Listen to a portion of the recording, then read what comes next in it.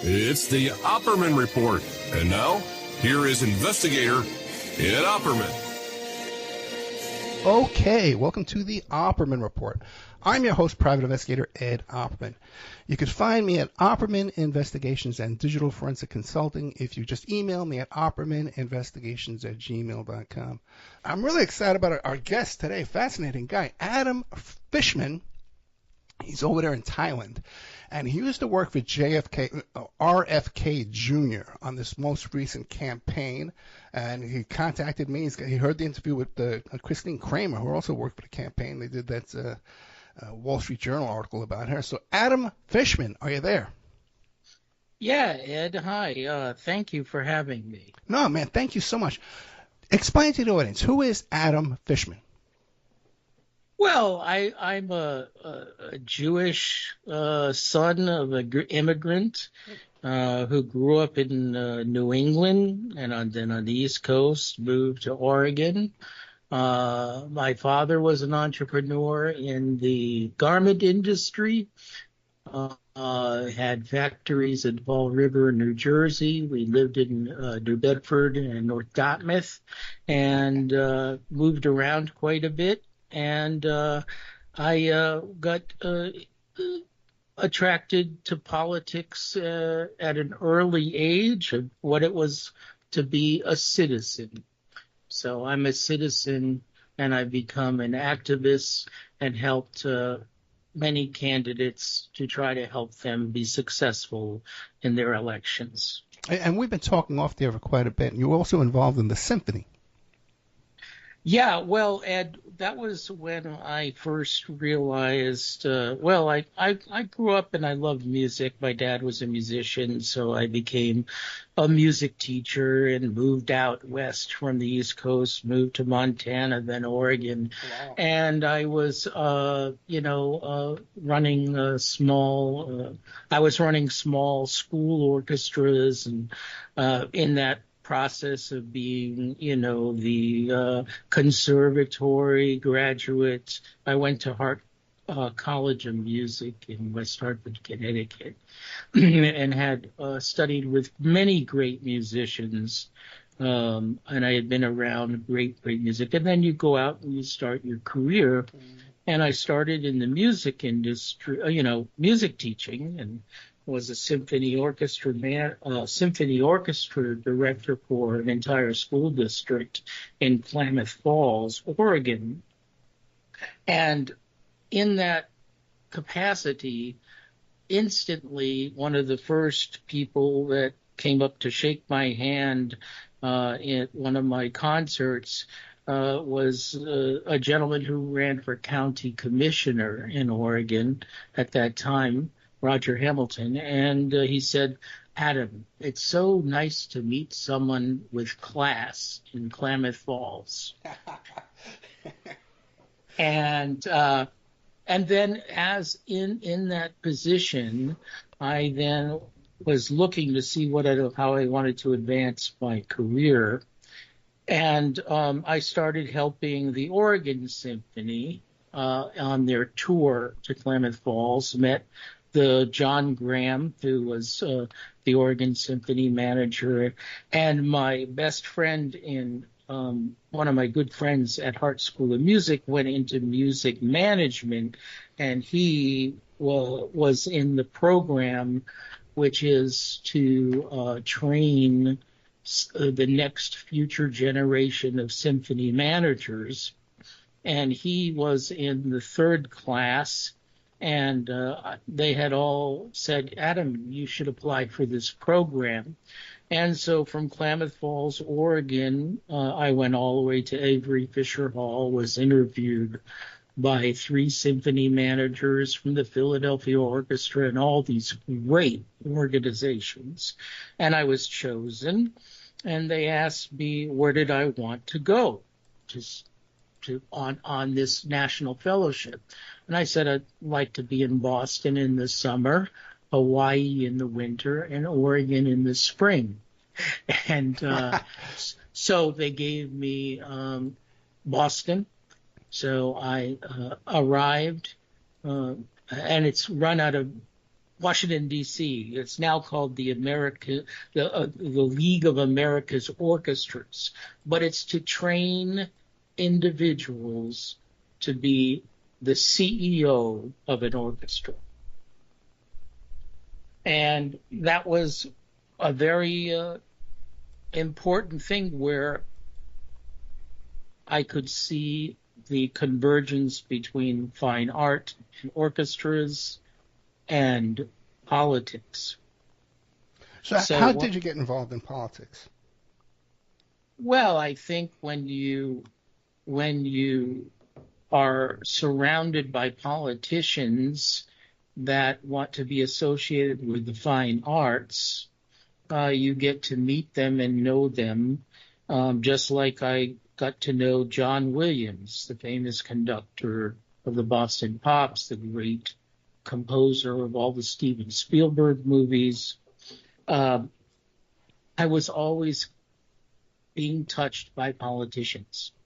And I remember on one of the flights, an elderly gentleman, I was young at the time, he said, "You're going to be involved in politics." And I said, "Why do you say that?" He says, "You just will." So I had, been concentrating. I started one of the world's first shopping cart technology companies online before PayPal, and I was competing with the early Amazon and all of these things. And so I was just had my head in the ground in that. After being a concert promoter, I went from symphony orchestra management to being an independent concert promoter, impresario. And I did that in Oregon and the Northwest for about 5 years, was fairly successful, but reached a ceiling which I couldn't break. And so I was just focused on the internet, discovered the internet even before I started my symphony career. I was using computers and technology, and I advanced my skills in that area. So politics happened because for me, for the presidential politics, it wasn't until Bernie Sanders announced that he was running in 2015. So that got my attention. And what did you wind up doing for the Sanders campaign? Well, we had the strongest. I'm from the town of Eugene, Oregon. That's where my residency is, and we were all about Bernie. We were the strongest progressive, if you want to call it progressive, or as I was recently quoted in a Spaces with supporters for Trump. He's a socialist. Well, he was a democratic socialist, but he's an independent. And his main mantras were end the corruption in government and the money controlling politics and government. And that, as I know and I've studied, is one of the great problems in our representative government. So I was all behind Bernie. I ran to be a delegate for him in the state of Oregon. I didn't win because I came into the understanding of the political party, because up to the time of I was affiliated with the Democratic Party. But it wasn't until Bernie Sanders, and then I found out, you can actually be elected as a member of the party. I had not understood the political party organizations. When I went to Boston, and this is what happened at Boston, Tom Morris, the general manager of the Boston Symphony, he said one of the things he wanted me to do was spend time in the business office. And he said, just follow the money for a couple of weeks. That's how he started at the Boston Symphony. because he says you'll know the business once you follow the money. So in Bernie Sanders' campaign, I started to follow the money. There was a story. I was not a supporter of Hillary Clinton, and we had a major fight, as everybody will know, for that nomination. And I decided to do investigation, just like research, just like anybody does. Research deeply into the money trail, and I came across a story about the Hillary Victory Fund. And Margot Kidder, Lois Lane, she published a story in Montana that got a lot of traction. And I got her on the phone, and eventually, and she said, just follow the FEC reports, Adam. It's all in the FEC reports. And I had not any knowledge of this. So I studied the FEC reports, and I'm very good with databases and technology and making reports. I helped solve a 20-year problem for the Boston Symphony. That was my first project that Tom had given me, is to tell them how many records they've sold. The Boston Symphony, great recording orchestra, never knew how many records they sold. Wow. And so I had the skills and ability to do that. And from that, back in that day, Tom brought me to the board of the Boston Symphony with my report, just the top page. You know, being a young guy, I did everything, graphs of how much they sold this record in this country and how much in that country. But they had John Williams as the Boston Pops conductor at that time after Arthur Fiedler died. And my detailed research and reports showed that the most records they sold was a Boston Pops album. And so they negotiated a recording contract with John Williams called Pops in Space that became the largest classical recording history. So when you do the research and you follow the money and you get the correct data, it's not just someone's opinion, it's based upon real information.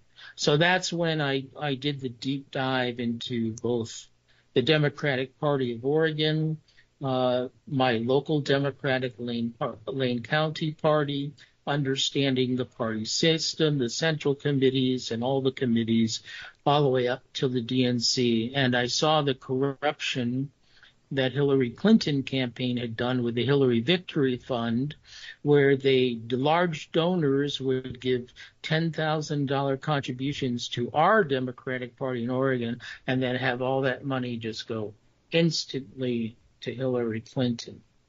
And of course, she had stated she was going to be using it on down ballot campaigns. And of course, we all know the story of what happened in the Clinton campaign, of the collusion with the chairman of the DNC at the time, the giving of the questions before the debate, all of those things. I was just truly disgusted with how the party was run.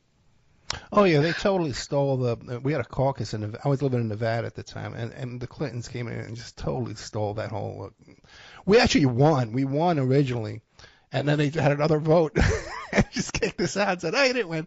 You know, we could put everyone." And then they claimed we were throwing chairs and stuff. What a mess that was. Yeah, man. I was following all of those stories, and because when I decide to study something, I don't just do it a little bit. I mean, I got all the way to the White House with the Boston Symphony. Mm-hmm. I was studying, I was learning these businesses, and but I was not trying to run as a politician.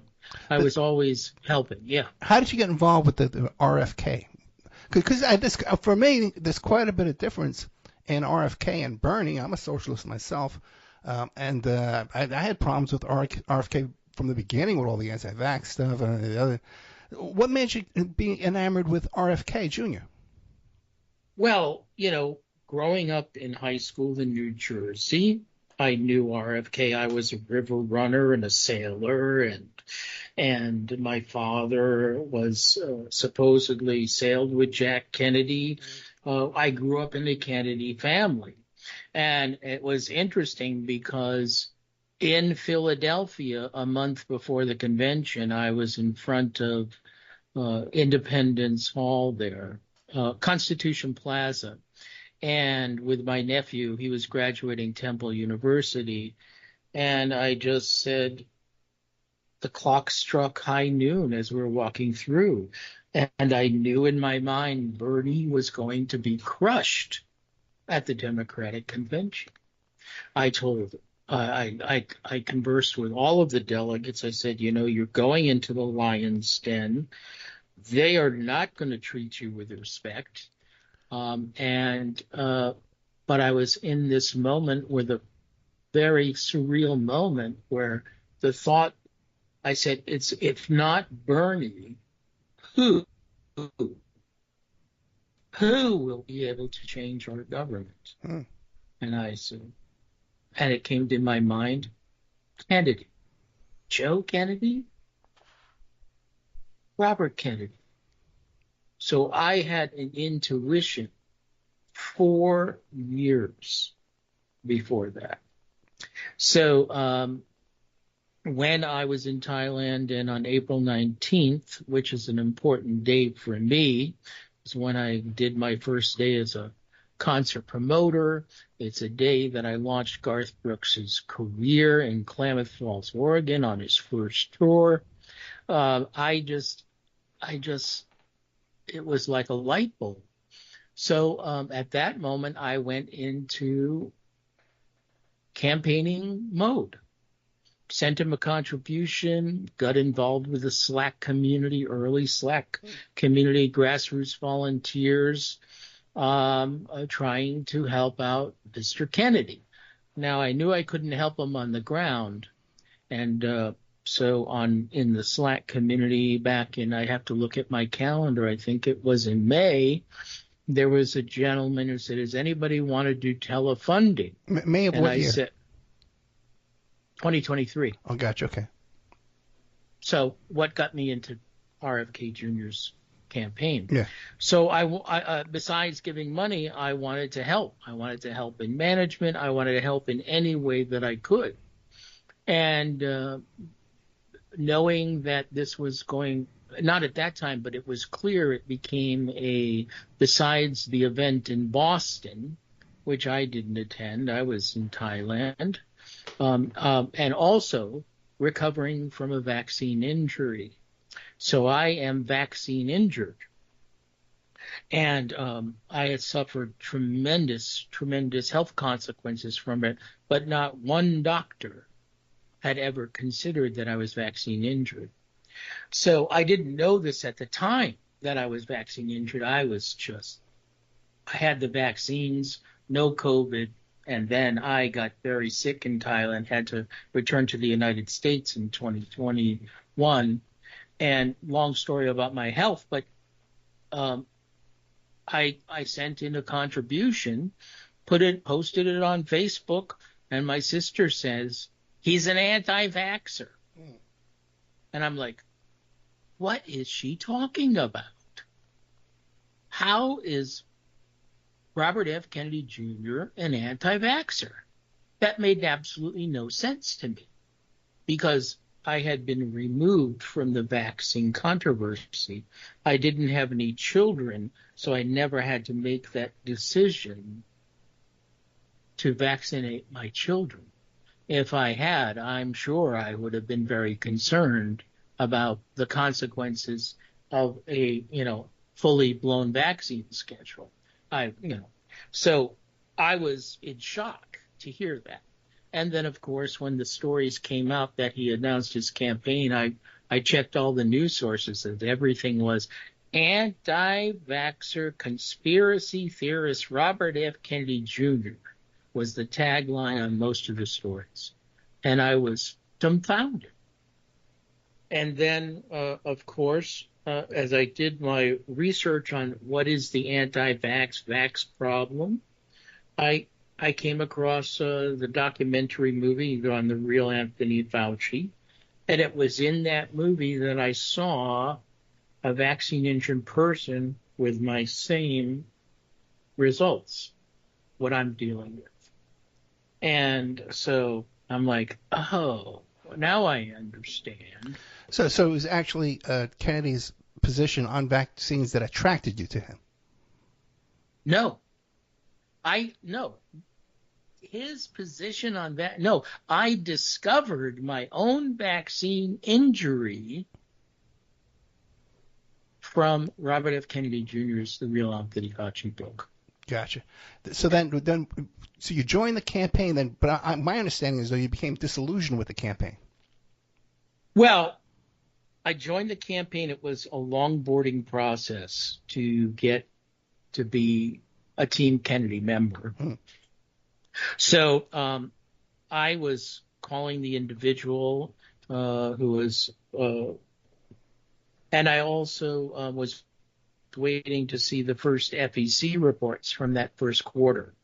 So mid-July, the FEC report, the first FEC report, which shows how well the finances are doing of the campaign, didn't come out until July 28th, but I had signed my non-disclosure agreement with the chairman, chief operating officer, Matt Sanders. You didn't have like a referral to get in there? They just you went in there cold? Yeah. And they're giving you access to the to the stuff. How much money was coming in through the in that FCC disclosure? Well, it's interesting, Ed, because I watched Bernie's campaign too. When he first announced, I was like, okay, let's see how he does. Let's see how the money comes in to support him. And he had a good what they call the first quarter, but that's not in like year quarters. It's in the FEC quarters. And I was like, okay, Bernie, that's pretty good. And then as his momentum and the contributions continued to flood in for Bernie. So I had come in right after that.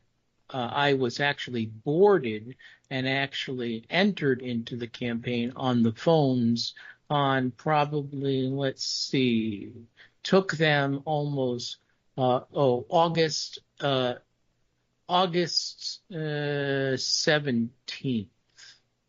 So let's see. Yeah, I had a couple of interviews. I had an interview with the new telefunding manager. I was first reached out by one person who was supposedly had started, which very interestingly now with talking with Christine, realize more from what occurred from that April 19th announcement. So there were people showing up at that announcement that wanted to be involved in support Bobby's campaign. Right. So I know these people well now after studying them for 18 months. But so I was allowed to get on the phones, and I told the manager, just give me access to the dialer and let me get going. I know how to do this. I used to run telemarketing for my own company, Net Stores, because we were selling shopping cart services to companies all over the country, and I ran a telemarketing team, so I knew technology. I managed developers on servers. I'm an experienced professional. So, and I was coming in as a volunteer, interviewed me, I said, well, how are you pay your telefunders? And they said, yes, some of them make more money than other people, a lot of people in the campaign. And I said, good. So that's where I'm looking to be. But he says, but you have to start as a volunteer. I said, no problem. That's how I started in the symphony business. Just volunteer your time, show up, do the work. Let them see how you do. So that's when I started, and I just started dialing the numbers. And then because the telefunding manager was touting, well, Dennis Kucinich, if you had seen his interview, I think it was on Fox, and he was saying, wow, $1 billion a day came in, right? He was touting on all this. And then when I saw the FEC reports before I started, yes, they had 2 very good days, and they reached $6 million total for that quarter, I think. I'd have to look at the numbers again. But I said, and he was touting, yeah, we're doing better than this and that. And I said, no, Mark, okay. Well, by the time the September 30th happened, they were leveling off. They were not really getting a lot of financial support from donors. I mean, $6 billion every 3 months is, pretty good, but it's not like Bernie's numbers. It's not like an insurgent candidate. Yeah, the Bernie mailing list was insane. Yeah, that thing was worth a fortune. Now, what about how the money was being spent, though? The money's coming in. $6 million comes in. How's it going out? Well, that was the interesting thing. Well, let's see who the talent is. Because you have to have talent in a campaign, right? And I was surprised at how much certain people were getting paid compared to the amount of income that the projected income that the campaign could bring in. So there were many people that I had never heard of, really. Charles Eisenstein, Del Bigtree, because I was not focused on vax or anti-vax. I never had even brought that into my mind. I did take the vaccine, and then I did get injured from it. But it was not something that I had been focused on, that some people had in the movement of the vax and anti-vax movement in the United States, or bottle autonomy. But I had a chance to then review the reports and see these people on a virtual campaign. It was pretty much a virtual campaign. Are you aware of that? No, I what did you say? I missed it. Virtual campaign? Team Kennedy was a virtual campaign.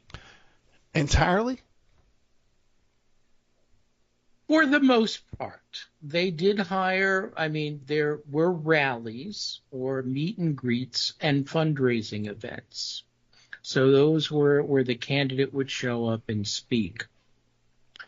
But those were the only outside things at that time.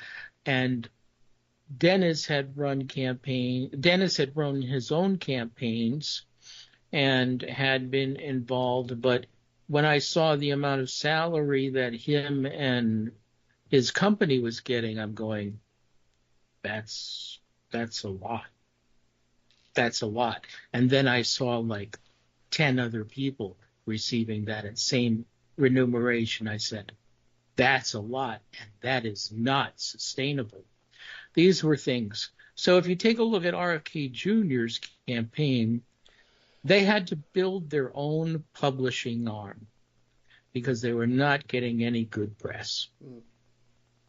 And so they, somewhere in the campaign, whether it was Del Bigtree or others who had run his own show and, podcasts, run his own show on YouTube and on his website, of someone who I did not know, they just built a huge video editing and publishing arm to create their own image of Mr. Kennedy.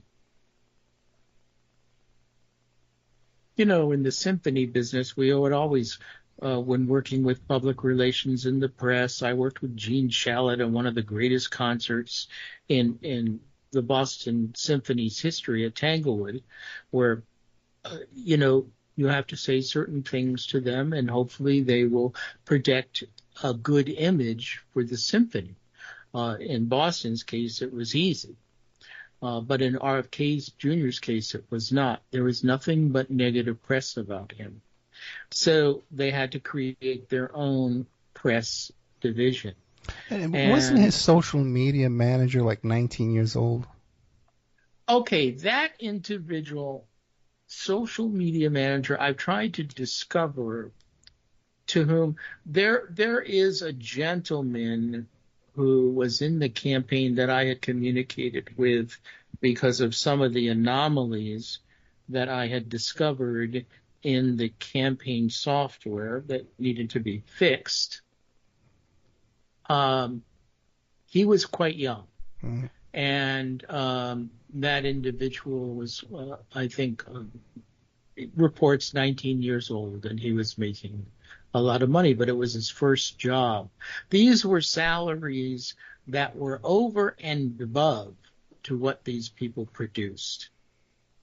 You know, when you run an organization, a long-term organizations, in the symphony business, it's not like a private company, although a campaign company is a company, and it has to deal with budgets and how much they got. But I think out of the gate, they thought that the money was just going to go up and up and up. And they were giving huge compensation to people without even knowing what they were going to actually accomplish. And that I saw happen. But I was doing phone calling, and I could track how many calls I made and how many people I spoke to and how much money I was able to raise from Robert F. Kennedy Jr.'s supporters. And I will tell you, it was really fun to do for me because, when you believe in a candidate and you can express that to a supporter, it's quite easy to ask them to give a little more. And they did. And especially to have an opportunity to be at a fundraising event with Mr. Kennedy. That was very easy to, so to speak, sell to a supporter. And I was very good at it. Well, what do you think the motive was? Do you think the motive was just to, hey, let's all make a lot of money doing this? Let's see how much money you can raise and just enjoy the money and enjoy. Because I saw a campaign where I forget his name, the doctor who ran against Trump, the black fellow. Right. Anyway. Yeah. Catered. His events were catered, like a 5-star restaurant. So were Bobby's. Listen, I promoted B.B. Ben King. Carson, Dr. Ben Carson. Yeah, Dr. Ben Carson. Yeah. So the grift. Is what, and it was one of the things that when I entered, a question I wanted to answer for myself. I knew Robert F. Kennedy Jr. as an environmental lawyer. I saw him clean up the Hudson. I saw him clean up the Mawa tribe up in northern Jersey, right where I went to summer jazz workshop with some of the great musicians that played with Chuck Mangione and Toots Thielemans and all these great musicians. I saw Bobby work on that.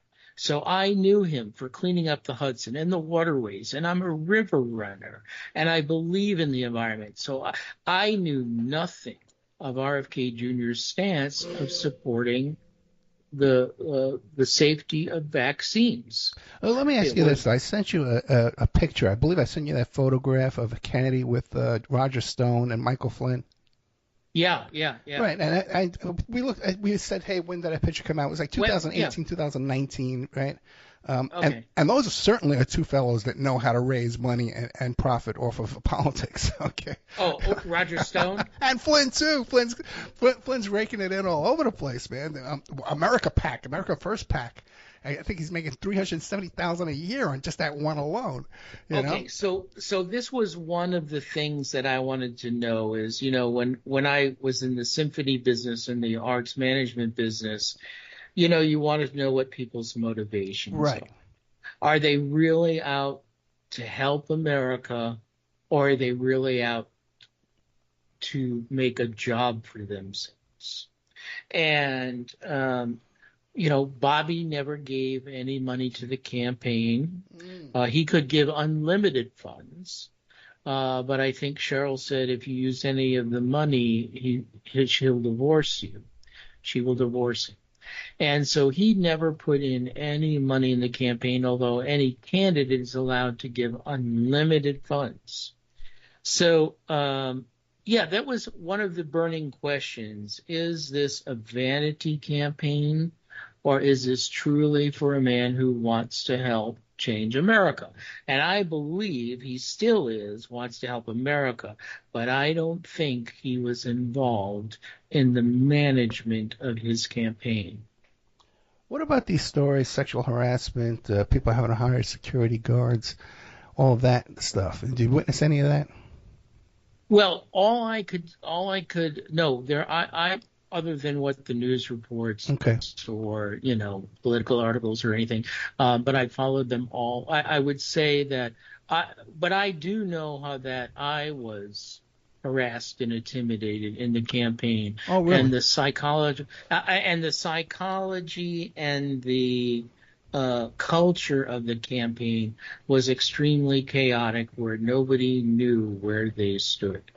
So in my case, I was never offered a paid position, which I was working night and day on making phone calls for 3 months and raised I put it this way.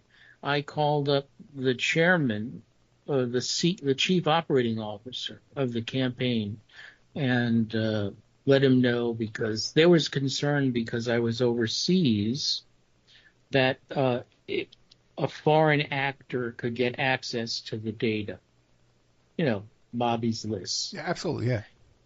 Which you and I know is ridiculous because the NSA captures everything. There's nothing that goes through these airwaves or electronically that is not stored in a server somewhere, most likely in Microsoft servers in Texas. We all know that. We all know that all the data from any conversation, emails for both U.S. citizens and non-U.S. citizens, is stored and collected. So I thought it was a ridiculous claim. When on my computer, I'm seeing the information. So I called this chief operating officer and said, listen, I've run a secure shopping cart company for 25 years. I have my own facility, secure facility. I'll set up a computer in there and I'll VPN in, and so that no data will cross anything through the internet. And he was listening. And I said to him, Matt, Matt had never run a campaign. He had never been involved in politics and running the management of an organization like this. And I said to him, Matt, you have to loosen up a little bit. This is like a symphony business. You have concert goers that want to see the symphony. You have supporters that financially contribute. You have the volunteers that help with all kinds of things. You have the star of the show, the conductor, the god. You have the managers. And every single manager and artist I work with always was listed on the program book as a major financial contributor, even though they were making hundreds of thousands of dollars in salary. And he went, And that was my conversation with him.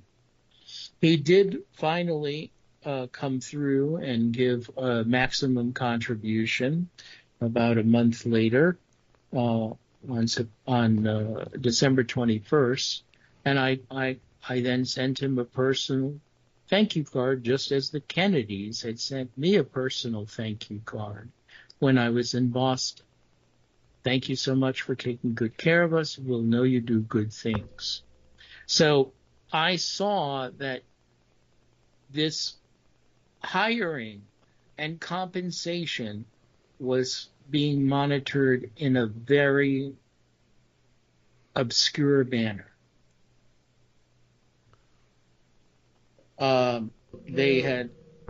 They had spent money on things like, when Bobby went independent, which I had told my manager, I said, I think he should try to get the Libertarian nomination. I said, the Democratic Party is not going to allow him an inch. And no, there wasn't even a primary this time. Right. But the throne, you know.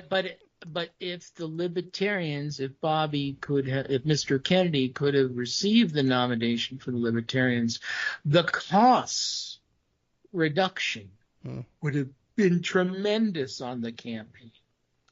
Well, let me ask you this then. What do you make then of this endorsement of Trump? You know, do you think what was the motivation behind that? Do you think it was financial?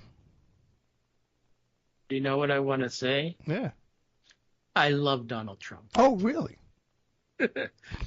I've known him since Jersey, when my best friend's father negotiated to lease the blimp to Trump for Trump blimp in New York, in Jersey. Trump had a blimp?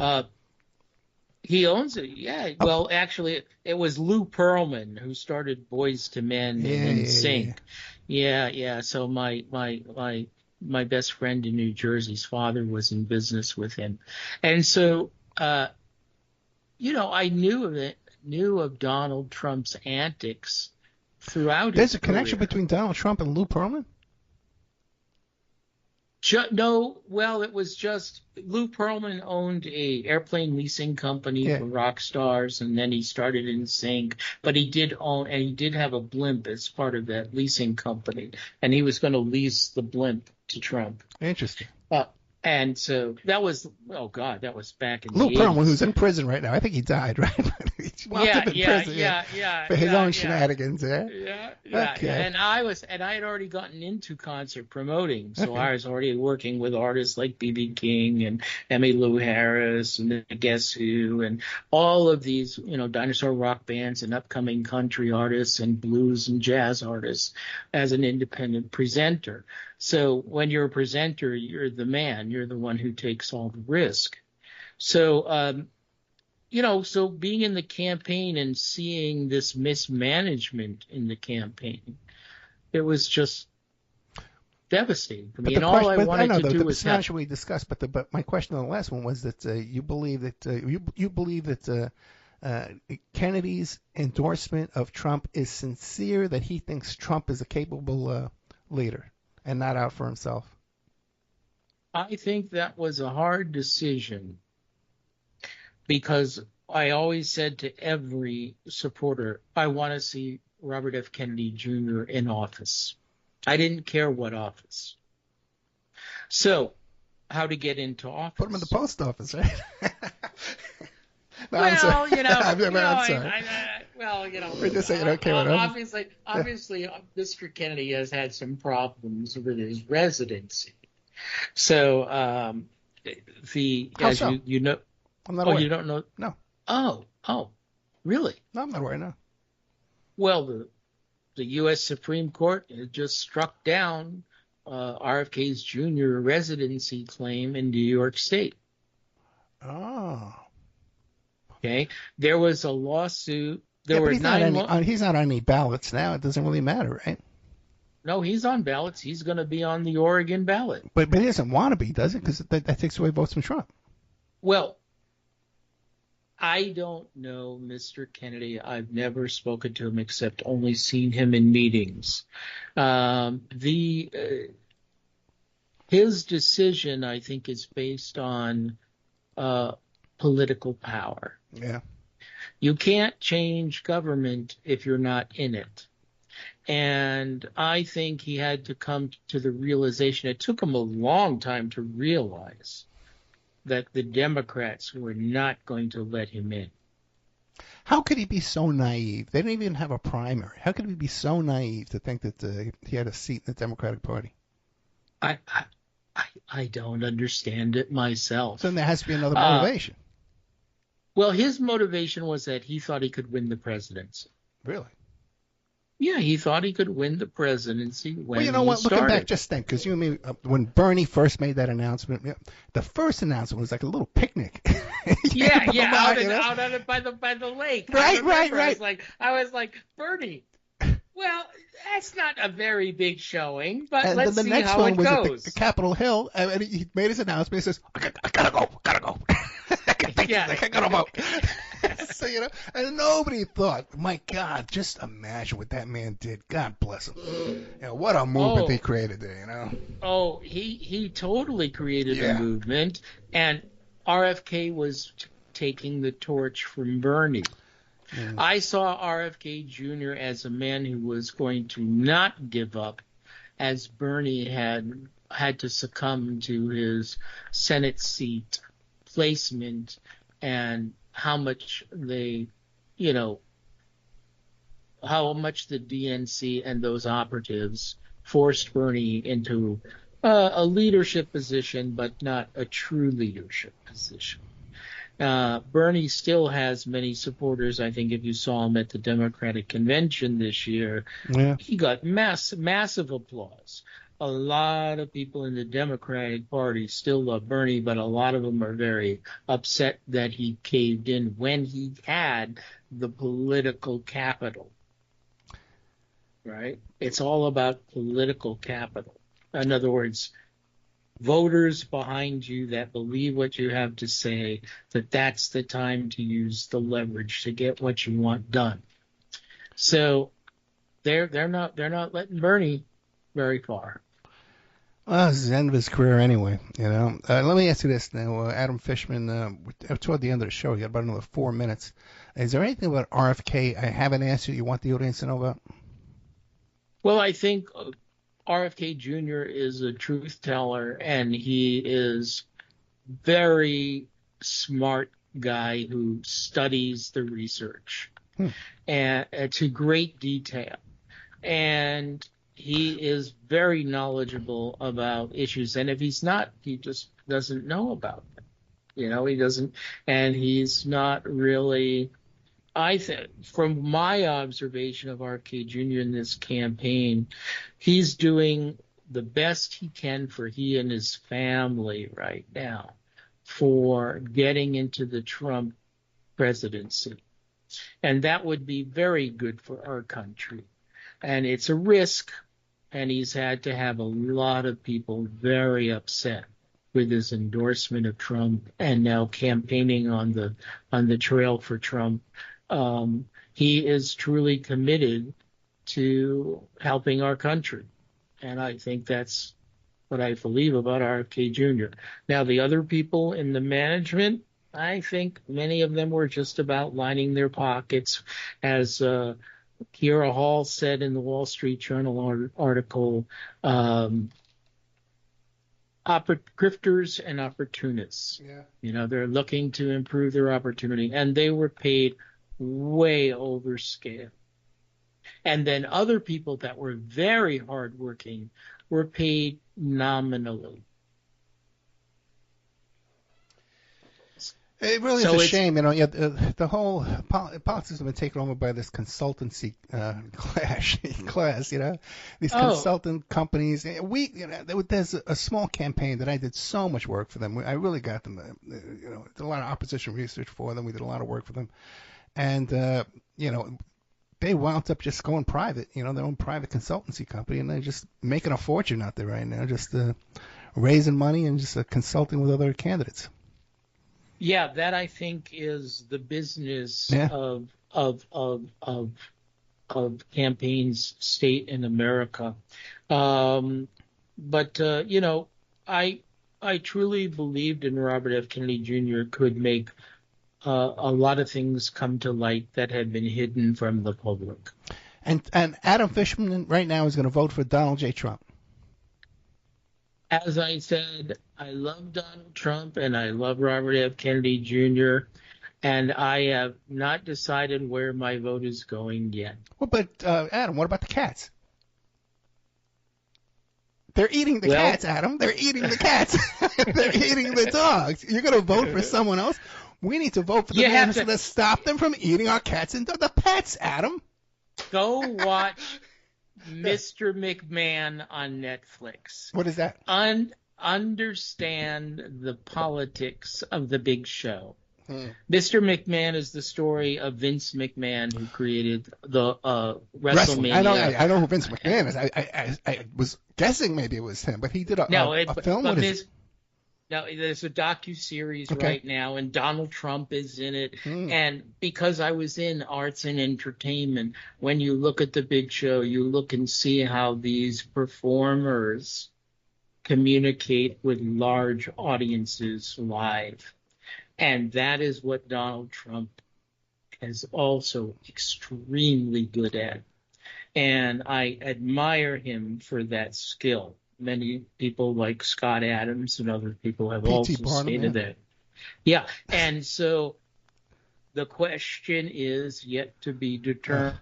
If Donald Trump wins the presidency, will he now have learned his lesson from 8 years ago? And I think he probably has. That's my hope. That's kind of terrifying. Okay, I would hope. Yeah. Let's see. Well, the cats. Kamala Harris was not elected. I talked to my Dem people, and they're all behind Kamala, and I'm like, she wasn't even elected. There was no primaries. They completely have shut down the democratic process. Yeah, I know it, but there wasn't really a Republican primary either, which really, that's really what gets people excited. You know what I mean? It gets people involved, get people volunteering, and that's how you get out the vote. So who knows what's going to happen this time. Mr. Adam Fishman, thank you so much. Thank you for your time. Thank you, Ed. Thanks for letting me expound my stories. You got it, man. No, very, very enjoyable. Thank you so much. Good night. Thank you. Bye-bye.